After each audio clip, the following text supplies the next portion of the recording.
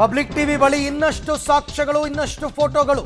D ಗ್ಯಾಂಗ್ನ ಇನ್ನೊಂದು exclusive ಫೋಟೋವನ್ನ reveal ಮಾಡ್ತಾ ಇದ್ದೀವಿ. ರೇಣುಕಾಸ್ವಾಮಿ ತಲೆಗೆ ಬರ್ಬರವಾಗಿ ಹೊಡೆದಿರ್ತಕ್ಕಂಥದ್ದು ಡಿ ಗ್ಯಾಂಗ್. ಮೆದುಳಿನ ರಕ್ತಸ್ರಾವದಿಂದನೇ ಆತ ಮೃತಪಟ್ಟಿರೋದು. ತಲೆಯಿಂದ ರಕ್ತ ಸುರಿಯುವಾಗ ಅರಿಶಿನ ಪುಡಿ ಸುರಿದು ಟಾರ್ಚರ್ ಕೊಟ್ಟಿದ್ದಾರೆ. ಪಬ್ಲಿಕ್ ಟಿವಿ ಬಳಿ ಇನ್ನಷ್ಟು ಭಯಾನಕ ಫೋಟೋಗಳು. ಅಂದರೆ ಆ ಥರ ಅರಿಶಿನ ಪುಡಿ ಹಾಕಿದಾಗ ಒಂದು ಕಡೆ ರಕ್ತ ಸುರಿತಾ ಇದ್ದಾಗ ಇಟ್ ಆಕ್ಟ್ಸ್ ಆಸ್ ಆಂಟಿಸೆಪ್ಟಿಕ್, ಆದರೆ ಉರಿಯುತ್ತೆ. ಅದು ಕೂಡ ಒಂದು ವಿಕೃತಿನೇ ಹಾಗೆ ನೋಡಕ್ಕೆ ಹೋದರೆ. ಮೊದಲಿಗೆ ನಾವು ಇವತ್ತು ಬೆಳಿಗ್ಗೆ ರಿವೀಲ್ ಮಾಡಿದ ಫೋಟೋ ಹೊರ ಬಾಹ್ಯ ಇದರಲ್ಲಿ ಯಾವುದೇ ರಕ್ತ ಬರ್ತಾ ಇರಲಿಲ್ಲ ಮೈ ಮೇಲೆ. ಬಟ್ ಇಲ್ಲಿ ನೋಡ್ತಾ ಇದ್ದೀರಾ, ಇಲ್ಲಿ ನೋಡಿ, ಗಮನಿಸ್ತಾ ಇದ್ದೀರಾ ಫೋಟೋದಲ್ಲಿ. ಇದು ರೇಣುಕಾಸ್ವಾಮಿಯ ಮತ್ತೊಂದು ಫೋಟೋ, ತಲೆಯಿಂದ ರಕ್ತ ಸುರಿತಾ ಇರ್ತಕ್ಕಂಥ ಫೋಟೋ. ಎಷ್ಟು ಕ್ರೌರ್ಯದಿಂದ ವರ್ತಿಸಿದ್ದಾರೆ ಇವರೆಲ್ಲರೂ ಅಂತಕ್ಕಂಥದ್ದು ಒಂದೊಂದು ಫೋಟೋ ನೋಡ್ತಾ ಇದ್ದಾಗಲೂ ಗೊತ್ತಾಗುತ್ತೆ. ಇವ್ರು ಯಾರು ಕ್ಷಮೆಗೆ ಅರ್ಹರೇ ಅಲ್ಲ, ಇವ್ರು ಯಾರನ್ನು ಕ್ಷಮಿಸಲೇಬಾರ್ದು ಅಂತ ಅನಿಸುತ್ತೆ. ರಕ್ತ ಕುದಿಯುತ್ತೆ ನೋಡ್ತಾ ಇದ್ರೆ. ಒಬ್ಬ ಮನುಷ್ಯನನ್ನು ಹೀಗ ಹಿಂಸೆ ಮಾಡಿ ಕೊಲ್ತಕ್ಕಂಥದ್ದು ಈ ಪರಿಪ್ರಮಾಣದಲ್ಲಿ ರಾಕ್ಷಸರ ರೀತಿಯಲ್ಲಿ ವರ್ತಿಸಿದ್ದಾರೆ. ಪೈಶಾಚಿಕ ಕೃತ್ಯ ಅಂತಾರಲ್ಲ, ಮೈ ಮೇಲೆ ಇವರಿಗೆ ಅದೇನು ದೆವ್ವ ಹೊಕ್ಕಿತ್ತೋ ಏನೋ ಗೊತ್ತಿಲ್ಲ, ಅದ್ಯಾವ ದೆವ್ವ ಇತ್ತೋ ಏನೋ ಗೊತ್ತಿಲ್ಲ, ಆ ಥರ ಹೊಡೆದಿದ್ದಾರೆ. ಇದೆಲ್ಲವನ್ನ ಕೂಡ ಒಂದೊಂದಾಗಿ ರಿಟ್ರೀವ್ ಮಾಡಿದ್ದಾರೆ ಪೊಲೀಸರು. ಕಿವಿ ಕಟ್ಟಾಗಿದೆ, ರೇಣುಕಾಸ್ವಾಮಿಯ ಕಿವಿ ಕಟ್ಟಾಗಿರ್ತಕ್ಕಂಥದ್ದು. ಮೊದಲಿಗೆ ಆ ಶವ ಸಿಕ್ಕಾಗ ಸುಮ್ನಳ್ಳಿ ಬ್ರಿಡ್ಜ್ ಹತ್ರ ಏನೋ ನಾಯಿಗೆ ಕಚ್ಚಿರಬೇಕು ಅಂತ ಅಂದ್ಕೊಂಡಿದ್ರು. ನೋ, ನಾಯಿಯೆಲ್ಲ ಕಚ್ಚಿರೋದು, ಇವರೇ ಕಿತ್ತಾಕಿರೋದು, ಕತ್ತರಿಸಿರೋದು ಗೊತ್ತಾಗ್ತಾ ಇದೆ. ಇದೆಲ್ಲ ಫೋಟೋಸ್, ಇದೆಲ್ಲ ಪೊಲೀಸರು ರಿಟ್ರೀವ್ ಮಾಡಿ ಇಟ್ಕೊಂಡಿದ್ದಾರೆ. ಎಲ್ಲವನ್ನ ಚಾರ್ಜ್ ಶೀಟಲ್ಲಿ ಹಾಕಿದ್ದಾರೆ, ಕ್ರೌರ್ಯತೆ ಹೇಗಿತ್ತು ಇವ್ರದ್ದು ಅಂತ ತೋರಿಸೋದಕ್ಕೆ. ಕಿವಿ ಕುಯ್ದು ಹತ್ಯೆಯನ್ನು ಮಾಡಿದ್ದಾರೆ. ಪೋಸ್ಟ್ಮಾರ್ಟಮ್ ರಿಪೋರ್ಟಲ್ಲಿ ಬಂದಿತ್ತು ಇದೆಲ್ಲ, ಇವೆಲ್ಲ ಅಂಶಗಳು ಕೂಡ ಇತ್ತು. ಈ ಬಗ್ಗೆ ಕೂಡ ಮತ್ತಷ್ಟು ಮಾಹಿತಿ ನನ್ನ ಕೊಲೀಗ್ ಉಮೇಶ್ ಅವರಿಂದ ಪಡ್ಕೊಳ್ಳೋಣ. ಉಮೇಶ್, ಅಂದರೆ ಇದು ಕೂಡ ಮೊಬೈಲ್ ರಿಟ್ರೀವ್ ಮಾಡಿದಾಗ ಸಿಕ್ಕಿರ್ತಕ್ಕಂಥ ಫೋಟೋನ, ಯಾರ ಮೊಬೈಲ್ನಲ್ಲಿ ಸಿಕ್ಕಿರೋ ಫೋಟೋ ಇದು?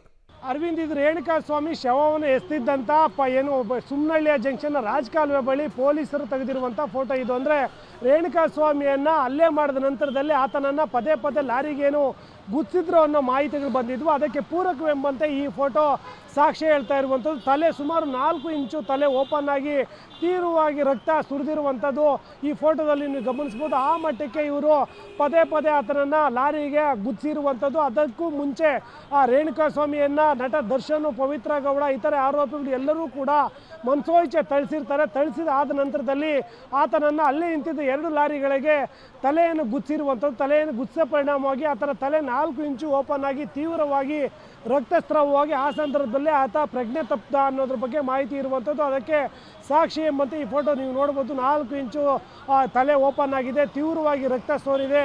ರಕ್ತ ಸೋರಿದ ನಂತರದಲ್ಲಿ ಆತ ಅರೆ ಪ್ರಜ್ಞಾವಸ್ಥೆಯಲ್ಲಿ ಬಿದ್ದೋಗ್ತಾನೆ. ಆ ಸಂದರ್ಭದಲ್ಲಿ ಆತ ಸಾವನ್ನಪ್ಪುವಂಥದ್ದು. ಇಷ್ಟೆಲ್ಲವನ್ನು ಕೂಡ ದರ್ಶನ್, ಪವಿತ್ರ ಗೌಡ ಎಲ್ಲರೂ ಕೂಡ ಅಲ್ಲೇ ಜಾಗದಲ್ಲಿ ನಿಂತ್ಕೊಂಡು ನೋಡ್ತಾ ಇರ್ತಾರೆ. ಇತರೆ ಆರೋಪಿಗಳು ಪದೇ ಪದೇ ಲಾರಿಗೆ ಆಗ್ತಾ ಇರೋ ವಿಚಾರಗಳನ್ನು ನೋಡಿದರೂ ಕೂಡ ಆತ ಅಂತ ತಡೆಯುವಂಥ ಪ್ರಯತ್ನ ಮಾಡಿಲ್ಲ. ಈಗ ವರದಿಯಲ್ಲೂ ಕೂಡ ಆತನ ಮೆದುಳಿನಲ್ಲಿ ತೀವ್ರ ರಕ್ತಸ್ರಾವವಾದ ಹಿನ್ನೆಲೆಯಲ್ಲೇ ಆತ ಸಾವನ್ನಪ್ಪಿದ್ದೇನೆ ಅನ್ನೋ ಮಾಹಿತಿಯನ್ನು ಲಭ್ಯ ಆಗಿತ್ತು. ಅದಕ್ಕೆ ಸಾಕ್ಷಿ ಎಂಬಂತೆ ಇಷ್ಟರ ಮಟ್ಟಿಗೆ 4 ಇಂಚು ಓಪನ್ ಆದರೆ ಎಷ್ಟರ ಮಟ್ಟಿಗೆ ರಕ್ತ ಹೋಗುತ್ತೆ ಅನ್ನೋದು ನಾವು ಊಹೆ ಮಾಡ್ಕೋಬೋದು. ಹಾಗಾಗಿ ಆತನ ಈ ಆರೋಪಿಗಳ ಕ್ರೌರ್ಯ ಹೇಗಿತ್ತು ಮತ್ತು ಎಷ್ಟು ಗಂಟೆಗಳ ಕಾಲ ಆತನನ್ನು ಥಳಿಸಿದ್ರು, ಇನ್ನೂ ಯಾವ್ಯಾವ ರೀತಿಯೆಲ್ಲ ಚಿತ್ರಹಿಂಸೆ ಕೊಟ್ಟು ಕೊಲೆ ಮಾಡಿದ್ರು ಅನ್ನೋದಕ್ಕೆ ಇದು ಮತ್ತೊಂದು ಸಾಕ್ಷಿಯಾಗಿ ನಿಲ್ಲಲಿದೆ. ಅರವಿಂದ್, ರೈಟ್, ಹಾಗೆ ಸಂಪರ್ಕದಲ್ಲಿರಿ ಉಮೇಶ್. ಸೊ ಇದು ಮತ್ತೊಂದು ಫೋಟೋ ನೀವು ನೋಡ್ತಾ ಇರ್ತಕ್ಕಂಥದ್ದು. ಸುಮ್ನಹಳ್ಳಿ ಬ್ರಿಡ್ಜ್ ಹತ್ರ ಈ ದೇಹ ಸಿಕ್ಕಿದಾಗ ಫಸ್ಟ್ ಪೊಲೀಸರು ಇದರದ್ದು ಫೋಟೋಸ್ಗಳನ್ನ ತೆಕ್ಕೋತಾರೆ. ಆ ಫೋಟೋಸ್ಗಳನ್ನ ತೆಕ್ಕೊಂಡಾಗಲೇ ಎಲ್ಲೆಲ್ಲಿ ಗಾಯಗಳಾಗಿದೆ, ಎಕ್ಸ್ಟರ್ನಲ್ ವೂಂಡ್ಸ್ ಅಂತ ಕರೀತಾರೆ ಇದನ್ನು, ಇಂಟರ್ನಲ್ ವೂಂಡ್ಸ್ ಮತ್ತು ಎಕ್ಸ್ಟರ್ನಲ್ ವೂಂಡ್ಸ್ ಅಂತ.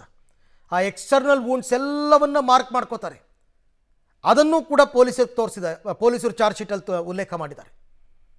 ದೇಹ ನಮಗೆ ಸಿಕ್ಕಾಗ, ನಾವು ಡೆಡ್ ಬಾಡಿಯನ್ನು ನೋಡಿದಾಗ ಹೇಗಿತ್ತು, ಯಾವ ಪೊಸಿಷನ್ನಲ್ಲಿ ಬಾಡಿ ಬಿದ್ದಿತ್ತು ಅಂತ ಮಾರ್ಕ್ ಮಾಡ್ತಾರೆ, ಒಂದು ಔಟ್ಲೈನ್ ಮ್ಯಾಪ್ ಮಾಡ್ತಾರೆ.